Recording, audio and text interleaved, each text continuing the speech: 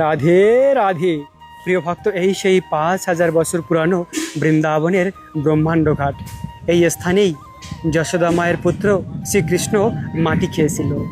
কৃষ্ণ তার সখাদের সঙ্গে এই স্থানে লীলা করছিল, গাভীদের পালন করছিল। সেই সময় কৃষ্ণ মাটি খেয়েছিল। আর কৃষ্ণের সখারা গিয়ে মা যশোদার কাছে বলে দিয়েছিল, মাইয়া যশোদা, কানহাইয়া কৃষ্ণ না মাটি খেয়েছে। তখন মা যশোদা ছুটে এসেছিল এই স্থানে। যখন শুনেছে তার কানহা মাটি খেয়েছে, এই স্থানে ছুটে এসে কৃষ্ণকে বলেছিল, কৃষ্ণ তুমি মাটি খেয়েছো? কৃষ্ণ বলে, না মা, আমি তো মাটি খাইনি। মা যশোদা বলে, তোমার সখারা বললো তুমি মাটি খেয়েছো, তোমার ভাই বলরামও বলছে। তো কৃষ্ণ বলে, না মা, তুমি আমাকে বিশ্বাস করো, আমি মাটি খাইনি। তখন মা যশোদা বলে, তুমি হাঁ করো, আমি দেখব তোমার মুখের মধ্যে তুমি মাটি খেয়েছো কিনা। তখন গোবিন্দ হাঁ করেছিল। আর মা যশোদা কৃষ্ণের মুখের মধ্যে অনন্ত কোটি ব্রহ্মাণ্ড গ্রহ নক্ষত্রকে দর্শন করেছিল এই স্থানে। কৃষ্ণের মুখের মধ্যে মা যশোদা সব কিছু দর্শন করেছিল। তো সেই স্থান আজও রয়েছে।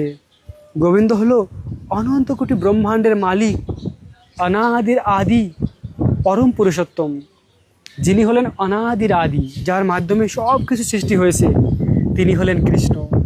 সেই কৃষ্ণের সব থেকে মাধুর্যমণ্ডিত লীলা হয় বৃন্দাবনের এই স্থানে, গোকুলে। এবং বৃন্দাবনের পুরো 84 ক্রোশ সকল স্থানে কৃষ্ণের এমন মধুর লীলা হয়।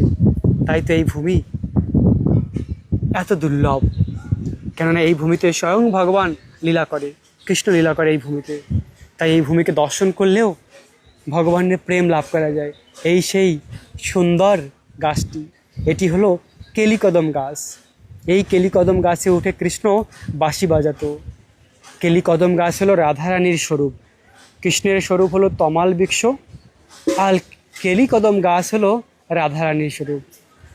তাই কৃষ্ণ এই গাছকে খুব ভালোবাসে, কেননা এই গাছটি হলো রাধারানীর স্বরূপ। তো অতি সুন্দর স্থান আজও রয়েছে বৃন্দাবনের ব্রহ্মাণ্ড ঘাট। দেখলেই মন আনন্দে ভরে যায়।